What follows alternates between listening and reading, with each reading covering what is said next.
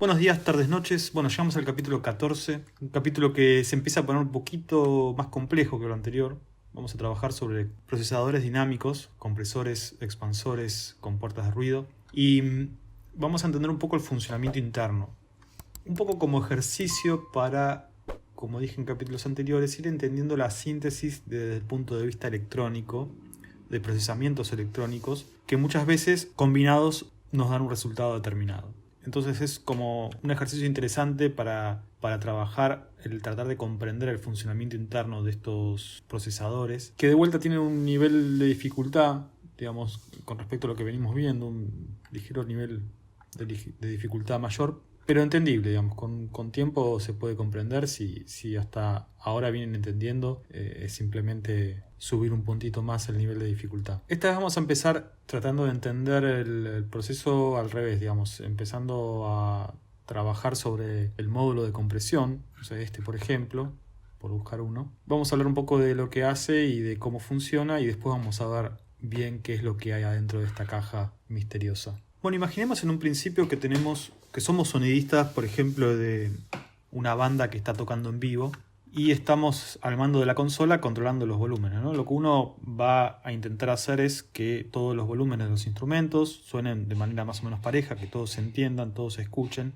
Hay obviamente instrumentos que tienen mayor relevancia por momentos que otros, entonces los volúmenes no siempre son fijos, pero también hay instrumentos que, dependiendo el tipo de sonido que estén ejecutando o el momento, la amplitud de ese sonido puede ser mayor que el resto e incluso, digamos, o tapar el sonido del resto de los instrumentos o directamente llegar al punto de saturación o rotura del sonido. Entonces, uno lo que va haciendo es como ir regulando los volúmenes a lo largo del tiempo de manera manual. Esto es similar, digamos, a que uno esté, por ejemplo, viendo la televisión, por ejemplo, y de repente empieza a suceder algo en ese programa de televisión que suena muy fuerte, entonces uno se levanta y baja el volumen o lo baja desde el control remoto, pero va teniendo como un control en función de lo que va escuchando. Ahora bien, supongamos que en este ejemplo que hablaba de la banda que está tocando en vivo, hay un instrumento en específico que de repente por momentos hace sonidos muy muy fuertes y por momentos sonidos muy muy bajitos, ¿no? Y eso está cambiando todo el tiempo durante el transcurso de un tema.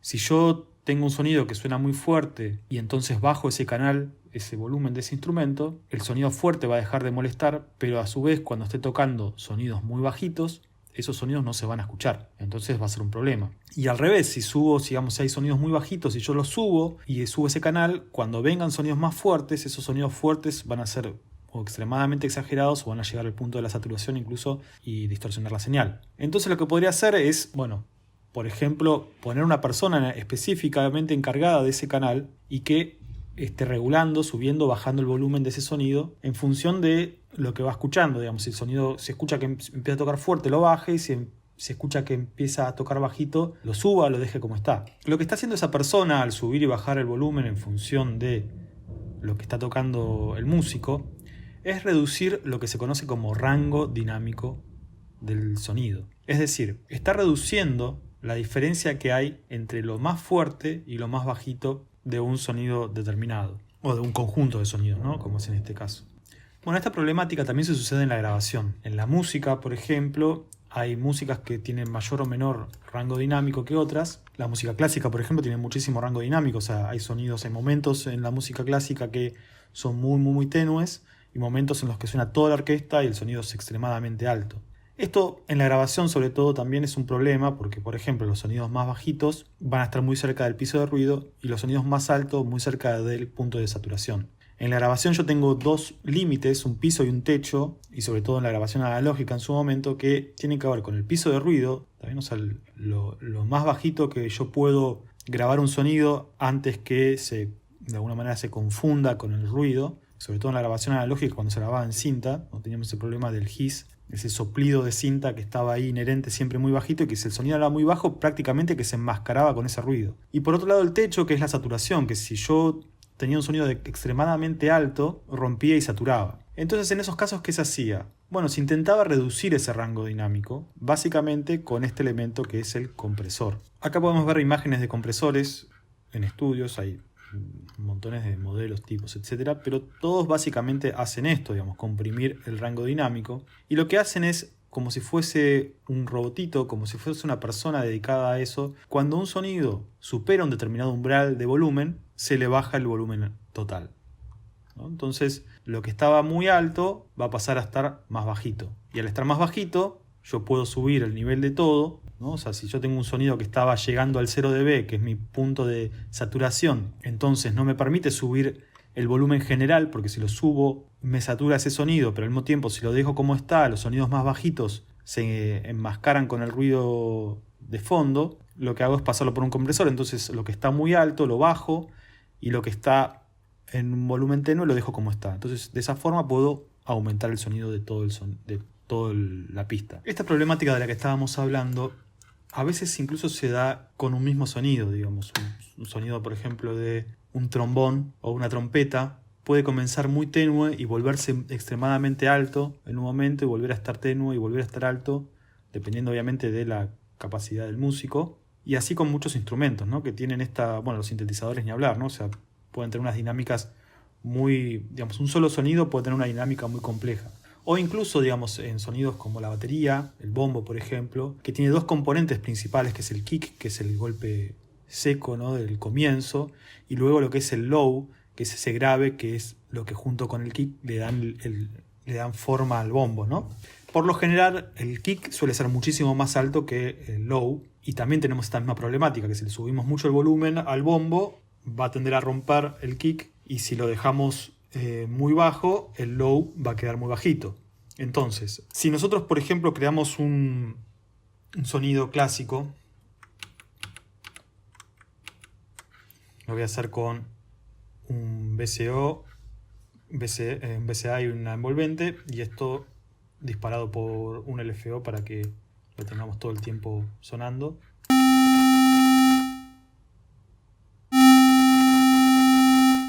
Este es mi sonido. Bueno, tiene un ataque lento, o relativamente lento. Está en la envolvente así como viene, un sostenimiento y luego un release. Si vemos el búmetro podemos ver que hay distintos momentos de ese sonido, momentos que está más fuerte, momentos que está al 50% y luego cuando se desvanece. Esto, si lo vemos con un osciloscopio, es claramente, tiene esta forma, ¿no? Es similar a lo que podemos ver de la envolvente. Ahora supongamos que yo quiero, como decía antes, si yo aumentase el volumen de estos, vamos a simularlo con el visor del osciloscopio, si yo empiezo a aumentar el volumen de esto, podemos ver que efectivamente la parte donde está el ataque llega a un punto en que empieza a saturar, se empieza a romper la señal, ¿sí? Se empieza a cuadratizar, y la parte, digamos, que estaba más bajita sigue normal. Si yo esto lo tengo todavía más exagerado, ¿no? Por ejemplo, digamos así, un sustain menor, ¿no? Y yo quiero aumentar el volumen de esto, quiero que se escuche más esto, y yo aumento el volumen de todo, se satura la parte del ataque, y si por el contrario no lo aumento, me queda esta parte muy chiquita.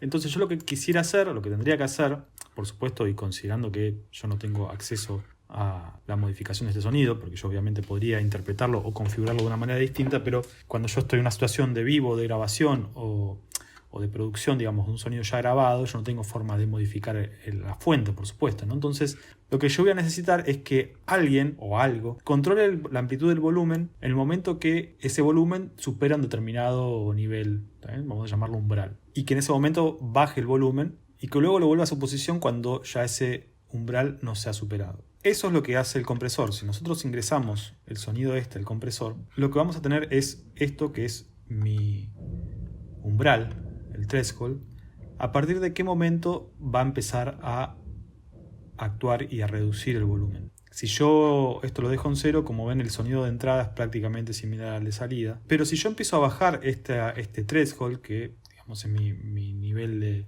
mi umbral, el compresor va a empezar a bajar el volumen a todo lo que supere ese threshold con una relación que está indicada en este ratio de acá. Me va a indicar cuánto se va a reducir la amplitud en función de lo que pase por encima de su umbral. Por ejemplo, si pongo este umbral en menos 6 decibeles aproximadamente, podemos ver que la amplitud, marcada en blanco acá, en realidad es azul pero se ve blanco, se está reduciendo en base a este ratio.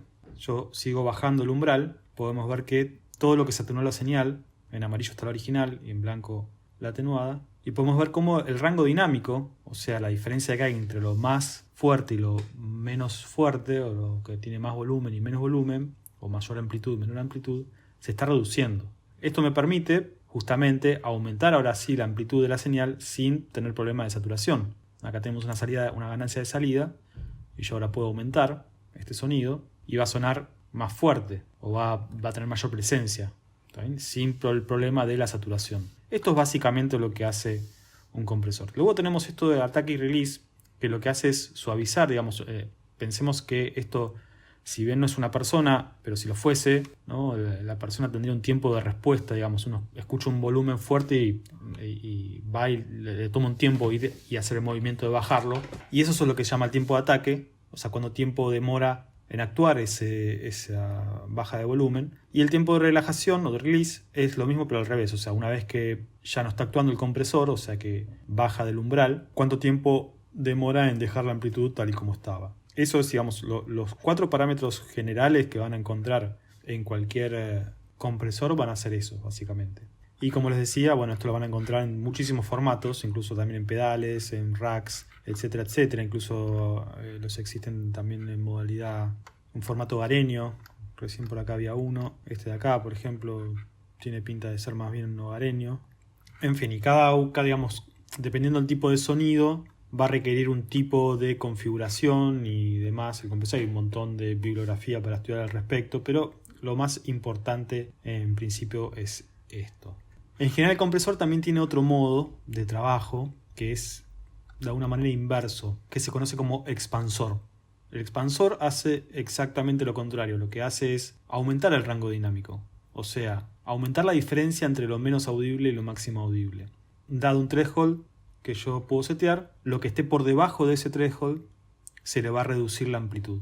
En vez de antes que hacíamos lo que esté por encima de ese threshold se le reducía la amplitud, ahora hacemos al revés, lo que está por debajo reducimos la amplitud. En lo extremo, digamos, esto, o sea, que se le baje totalmente la amplitud, lo que esté por debajo de un threshold, es lo que se conoce como compuerta de ruido, que lo vamos a encontrar. Acá tenemos esto, digamos, se llama compresor y lo tenemos, podemos ponerlo en modo compresión o compuerta de ruido. Y podemos ver que ahora, si yo lo pongo esto el ratio infinito, vamos a quitar esto, se lo vemos mejor. También en azul está el sonido procesado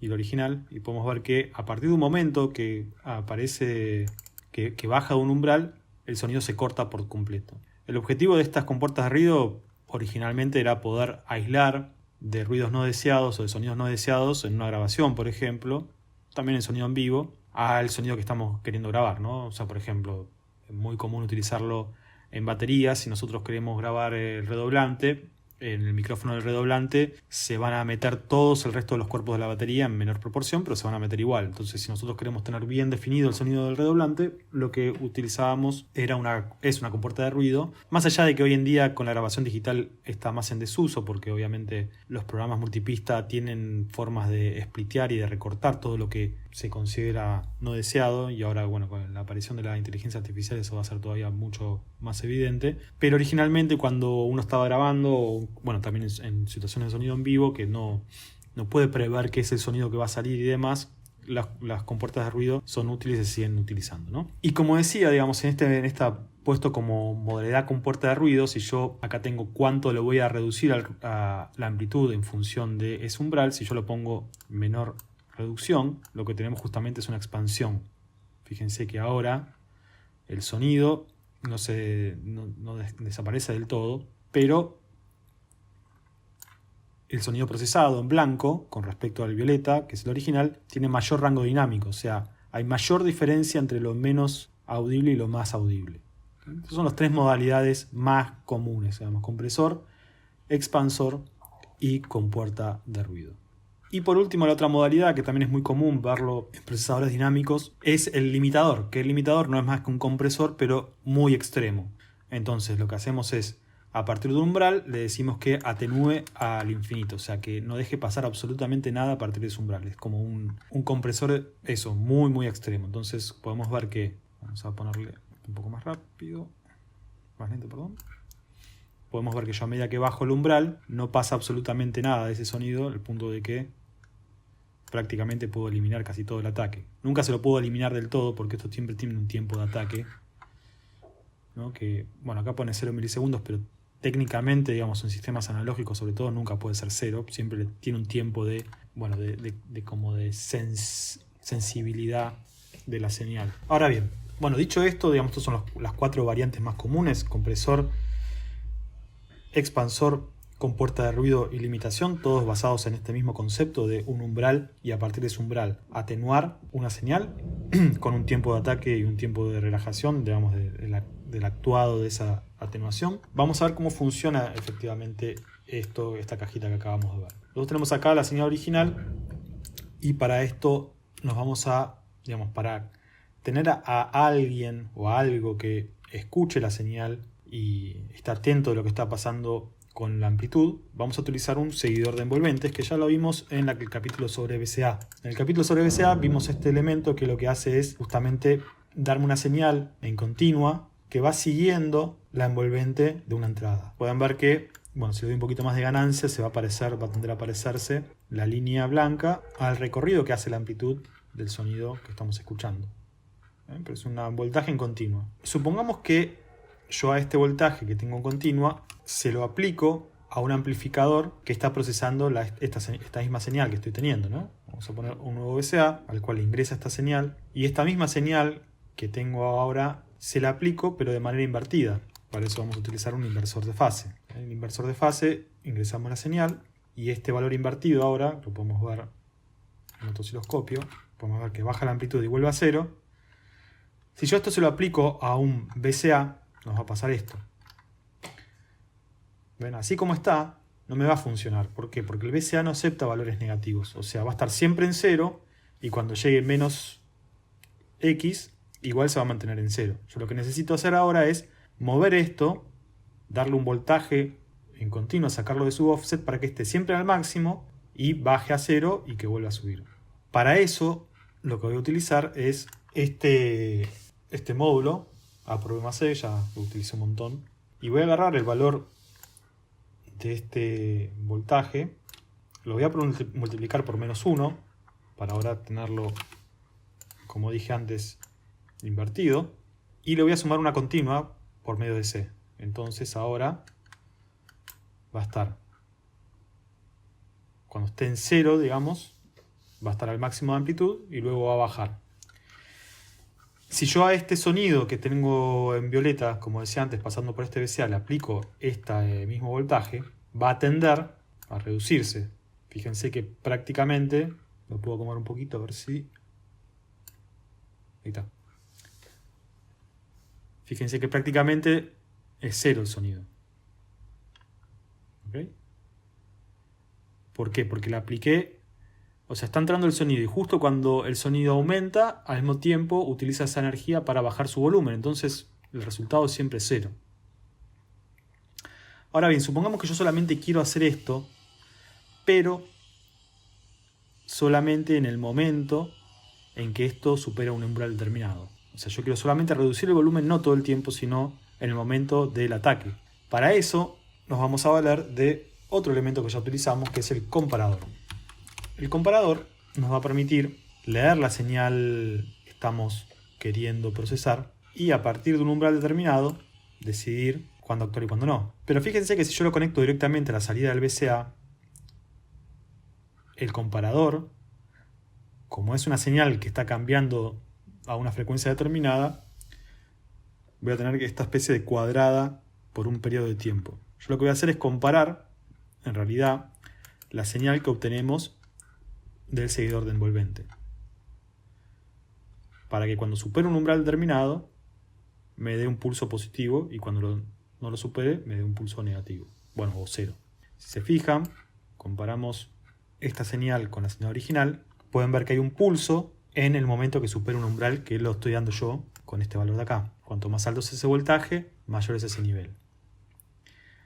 Entonces yo podría utilizar este voltaje para que actúe este VCA solamente cuando está encendido, cuando vale 1, y el resto del tiempo no.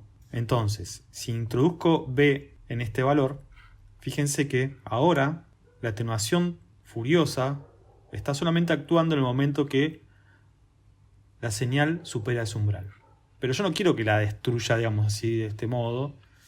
Quiero que la atenúe un poco. Entonces regulo justamente cuánto quiero que actúe esa atenuación por medio del valor justamente de B, que es lo que me da mi comparador. Fíjense que ahora la señal que estamos obteniendo, la salida de este VCA, en comparación con la señal original, su ataque, digamos, o sea, el rango dinámico entre un sonido y otro es considerablemente menor. ¿Está bien? Ahora, pudiendo yo, por ejemplo, aumentar el sonido general sin riesgo de saturación. Esto, digamos, esta configuración a grandes rasgos es lo que hace un compresor. Si yo quisiera hacer esto un poco más prolijo, por así decirlo, acá lo que estoy haciendo es por medio de un comparador, una señal cuadrada que actúa de manera instantánea y deja de actuar de manera también instantánea. Eso puede ser un problema, puede generar sonidos poco naturales en variación de amplitud, para lo cual yo puedo utilizar, en vez de directamente una señal cuadrada, otro elemento que utilizamos anteriormente, que es el procesador lag. De esta manera, esta cuadrada va a tener un tiempo de ataque y decaimiento dado por estos valores que podemos ver acá. Entonces podemos hacer que actúe de manera más suavizada. Incluso yo, ahora que tengo este nivel, digamos, más comprimido, puedo aumentarle la amplitud por medio de un amplificador para tener mayor amplitud final. Tomar este volumen y darle mayor. Podemos ver que ahora el sonido efectivamente en el ataque tiene menos amplitud y eso nos da la posibilidad de aumentar todavía más el volumen. Entonces le damos mayor presencia a todo el sonido general, ¿no? Este es básicamente el comportamiento de un compresor, así en líneas generales. Ahora, si nosotros tomásemos, acá tenemos en el comparador dos señales, la señal over y la señal under. Si utilizamos la salida de under, podemos conseguir lo contrario, o sea, a partir de un determinado umbral, como podemos ver, el sonido se apaga del todo. Esto es básicamente una compuerta. Y en función de cuánta atenuación le vamos a dar a ese sonido, a lo que esté por debajo de ese umbral, si es al máximo tenemos una compuerta de ruidos, si son valores medios tenemos un expansor.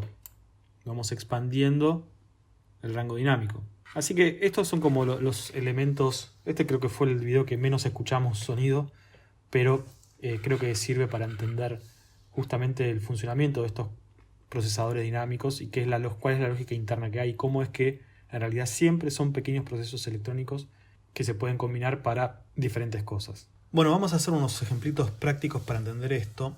Voy a primero utilizar un sonido de bombo, ¿sí? Simple. Este es un módulo que ya, digamos, tiene un trigger y una salida que tiene un sonido de bombo ya metido en la cajita, así que nos va a venir bien. Lo vamos a disparar con un LFO, un poquito más de decay.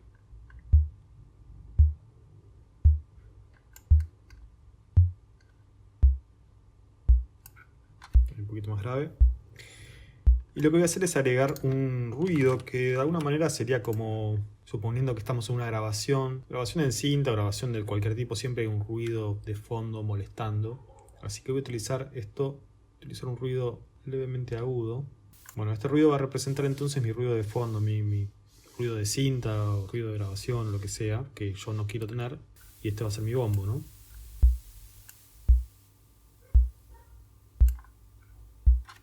Ahí. Ahí se escucha bien de fondo, ahí sin el ruido con el ruido. Bueno, voy a aplicar primero una compuerta de ruido para esto. Ver un uso práctico de lo que contaba antes. Lo voy a poner entonces en modo compuerta. Ahora fíjense que este compresor, así como viene, me permite detectar la amplitud por medio de dos métodos. RMS, que sería como una especie de promedio de energía total, o por pico. O sea que esté leyendo instante por instante cuál es el valor de pico que tengo. Si lo pongo en pico, se van a ver que mejora considerablemente el ataque. Esto para tener en cuenta porque cuando recién ponemos el compresor, si no nos damos cuenta, está puesto en RMS. Algunos funcionan solamente por pico, otros solo por RMS, depende del plugin, depende del módulo, pero bueno, para tener en cuenta eso, hay que prestar atención. Ahora vamos a hacer un ejemplo utilizando el compresor.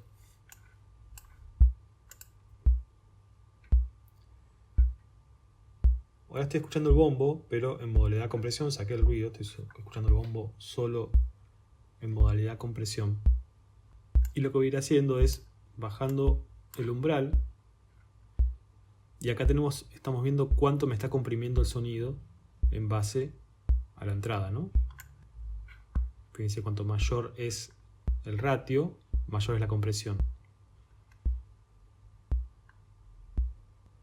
Fíjense que acá el sonido está picando acá en -6 dB, pasado por el compresor, está ahora en -12. Pero yo puedo aumentar la ganancia final de salida y llevarlo nuevamente a -6 dB. O incluso más, ¿no? Obviamente. Y acá tenemos el bombo comprimido y el bombo sin comprimir.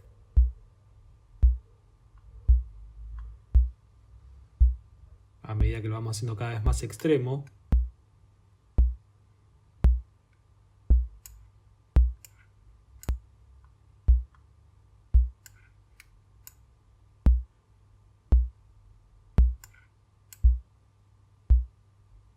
va también de alguna manera distorsionando más, pero ganando otra presencia el bombo. ¿Está bien? El modo de limitación, bueno, acá está, ahora lo vamos a ver igual bien, estoy casi llegando al punto de la limitación. Pero quería detenerme primero en esta salida que tenemos acá, que dice M. Vamos a ver el osciloscopio.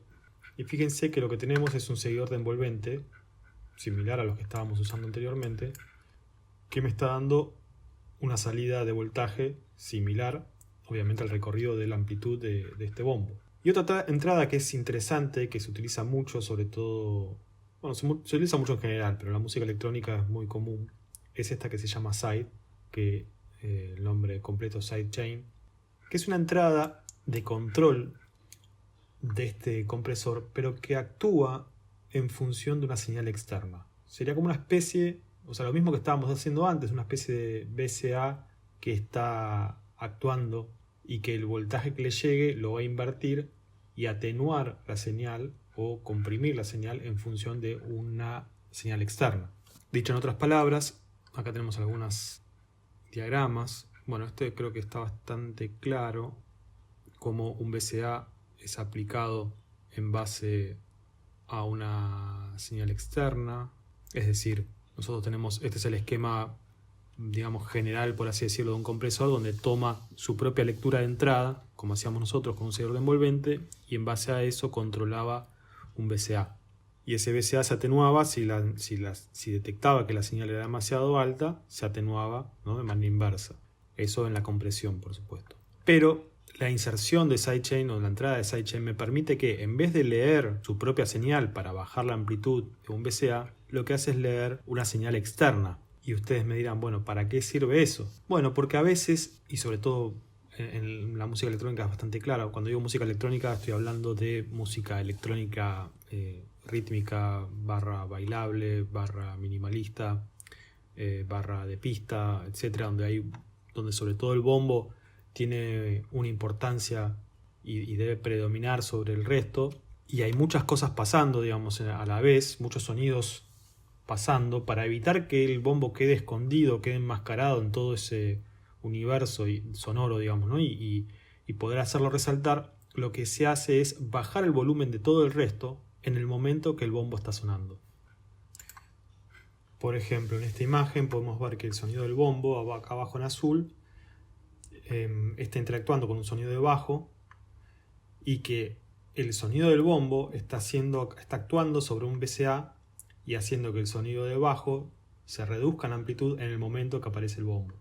Es decir, en definitiva, trabaja como un compresor, solamente que en vez de seguir la señal de entrada, sigue una señal externa.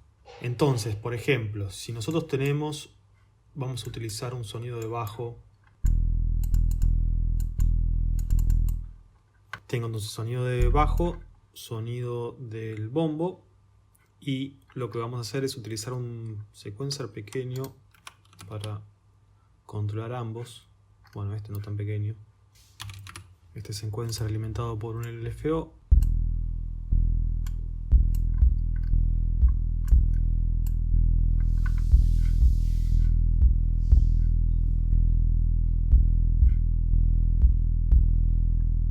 Bueno, podemos escuchar que tanto el bombo como el bajo están sonando. Los dos están picando en 0. Obviamente el bajo se está un poco comiendo a ese sonido de bombo. Podría bajar el sonido de bajo, pero también si bajo el sonido del bajo queda con muy poca presencia, ¿no? Si hago esto,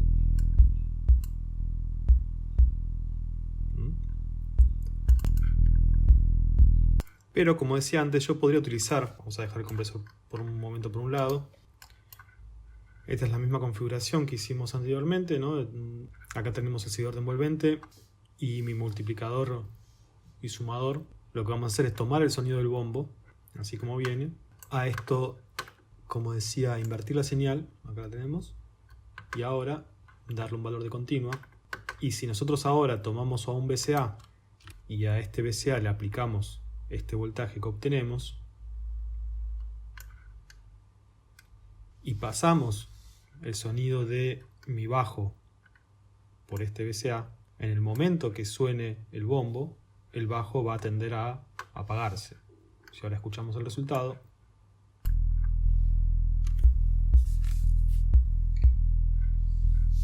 si escuchamos el sonido, voy a conectar al canal 3 el sonido del bajo directo para que escuchemos este sonido con el sidechain y este sonido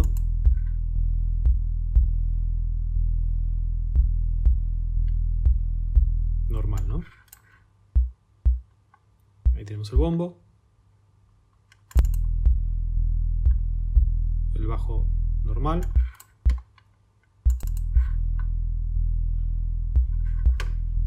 y el bajo con el sidechain.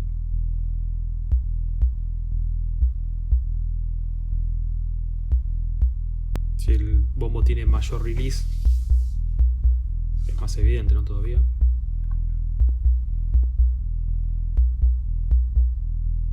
Sin procesar, con el bajo procesado.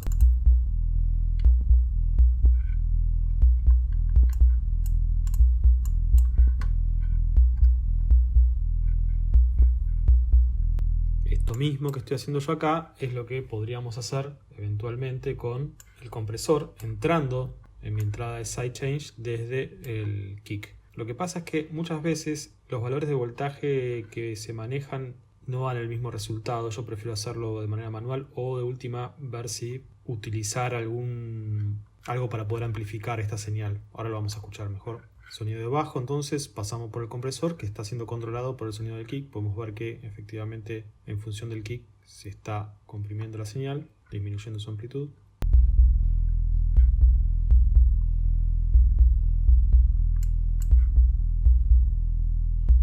El efecto es similar, digamos. Pero bueno, si uno quiere todavía hacerlo más evidente, lo voy a pasar por esta mixer solamente para mostrar cómo, digamos, que tiene el sonido de este bombo. Lo tomo, lo introduzco a la entrada y le doy mucha ganancia acá. Me deja meter hasta 6 decibeles y lo vuelvo a ingresar acá. Y acá es un poquito más evidente el efecto.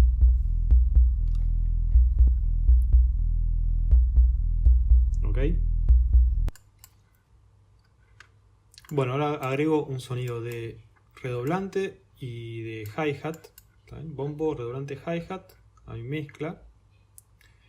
Y el sonido de bajo, que es lo que le va a dar más gordura a todo el sonido, ¿no? Hice así un patrón medio aleatorio. Voy a cambiar la duración de cada una de las secuencias para que tenga más cambios rítmicos. Y a ver, subo el volumen.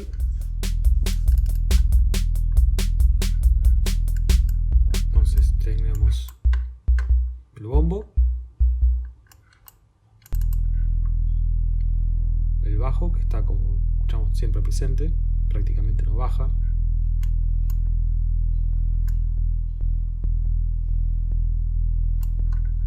Vamos a hacer un poquito más de ataque.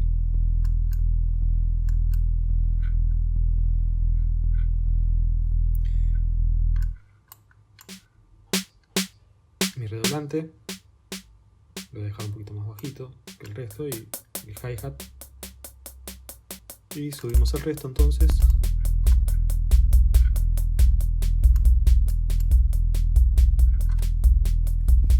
Bueno, y ahí podemos escuchar que ya el bombo empieza a quedar un poco de fondo.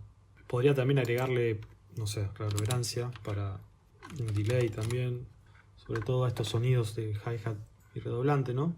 Voy a hacer una mezcla especial para esto. Vamos a introducir estos dos sonidos entonces y los vamos a meter primero en el delay y luego en la reverberancia. Vamos a mezclar con el sonido general. Vamos a poner 4 Hz de tiempo de delay, 0,250. Bueno, y ahí tenemos todo nuestro sonido, ¿no? Y tenemos el bombo, por supuesto, que está siendo enmascarado por todo esto, y lo queremos justamente resaltar. Entonces, lo que vamos a hacer es tomar el bombo, vamos a hacer una mezcla final.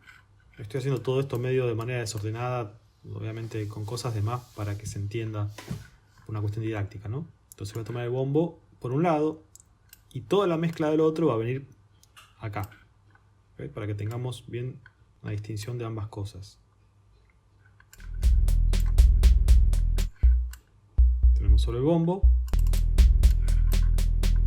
y acá todo el resto con una reverb, delay, bajo, etc. Vamos a, como decía, tomar el sonido de todo el resto y lo vamos a pasar por el compresor. Mejor vamos a hacerlo de la manera difícil. Vamos a tomar el seguidor de envolvente, el VCA y mi multiplicador y sumador, y vamos a tomar entonces el sonido del bombo. Ese sonido lo vamos a invertir y a este le vamos a dar un sonido en continua, perdón, una voltaje en continua, y ahora este voltaje lo vamos a aplicar a el VCA, y este VCA ahora sí va a estar siendo atravesado por todo el sonido menos por el bombo, ¿no? Entonces el bombo va a accionar este VCA y va a bajar el volumen de todo a medida que vaya sonando.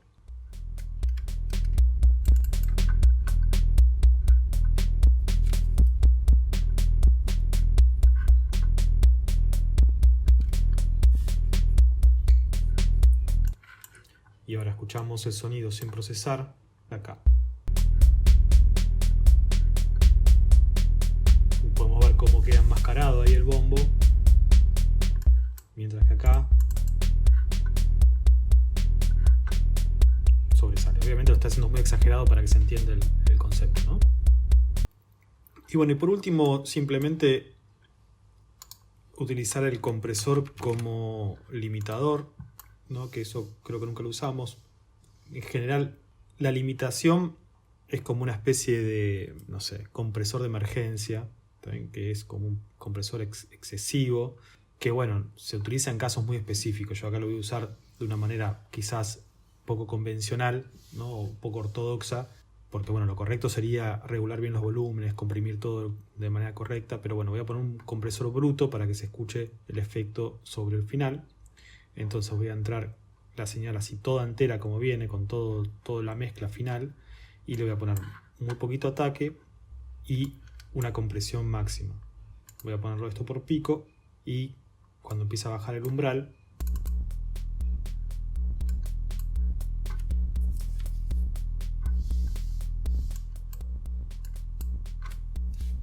cada vez se va comprimiendo más de manera extrema,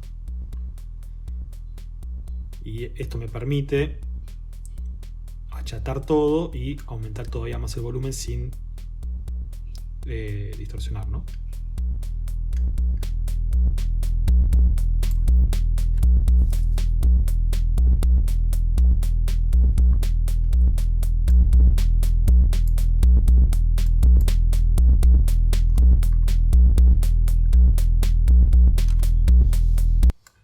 El sonido limitado, ¿no? Y aumentado la ganancia un montón, o sea, extremadamente comprimido, y este es el sonido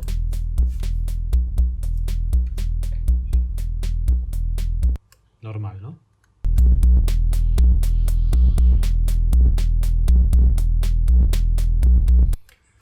Obviamente que lo que estoy haciendo acá es utilizar el compresor de manera extrema. Muchos ingenieros de sonido obviamente no recomiendan hacer estas cosas, pero como nosotros utilizamos a estos elementos como herramientas de construcción estética, bueno, nada, si nos gusta cómo suena, nos gusta cómo suena y sale. De esto de los compresores yo acá hice, o sea, hay muchísima bibliografía sobre el tema, igual que con la reverberancia, es quizás uno de los temas que más estudio técnico hay, y es una herramienta que se utiliza en distintas etapas de la producción musical, ¿no? Desde la masterización hasta, no sé, la creación de demos. Así que nada, eso hay un montonazo, pero verlo acá en el BCB creo que ayuda a entender algunos conceptos del funcionamiento interno y de la lógica interna y qué es cada cosa. Resumiendo, digamos, tratando de hacer un resumen, no sé, pero no haber confundido más. Pero lo principal de entender un compresor es eso, que hay un umbral y que a partir de ese umbral va a empezar a bajar la atenuación, va a empezar a atenuar la señal, perdón, en función de un ratio, ¿está bien? Que puede ser de 3:1, de 4:1, o sea, es cuánto va a atenuar la señal, ¿está bien? Si lo ponemos en infinito, va a atenuar todo lo que pasa, o sea, no va a dejar pasar nada por ese umbral, ¿está bien? Y en base a esta proporción uno va atenuando más o menos la señal.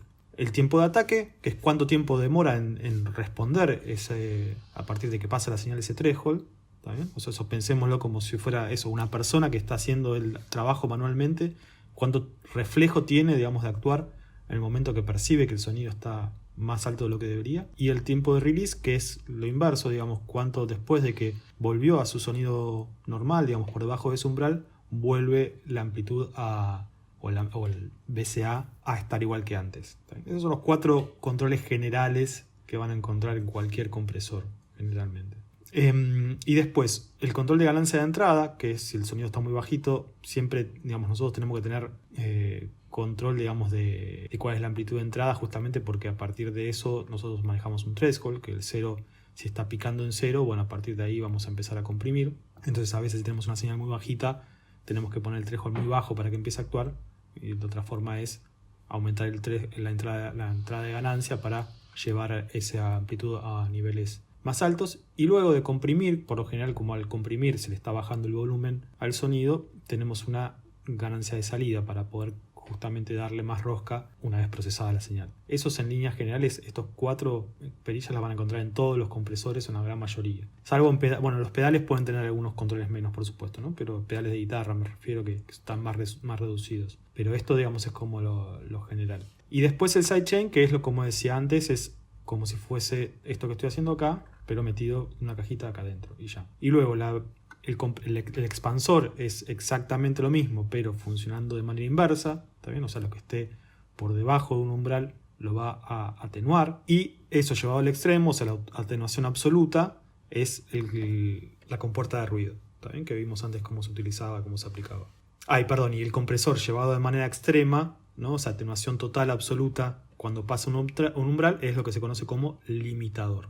Entonces son las cuatro configuraciones generales que van a encontrar de procesadores dinámicos: limitador, compresor, compuerta de ruido, expansor. Y luego una de las aplicaciones más comunes, como les decía, sobre todo en la música electrónica, pero se utiliza también en muchas cosas, digamos, un programa de radio, por ejemplo, que está hablando un locutor y que en el momento que el locutor empieza a hablar, la música baja automáticamente. Eso es de alguna manera un sidechain también, ¿no? O sea, a partir del volumen del locutor se aplica una baja de volumen de otra cosa, la música de fondo.